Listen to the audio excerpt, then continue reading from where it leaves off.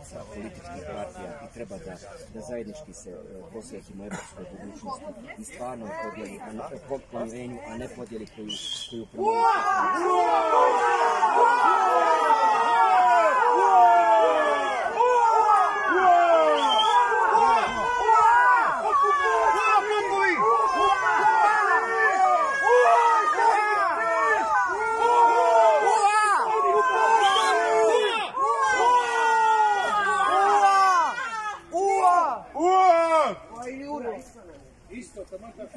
Taman su došli, taman su potpisali kao što su ti.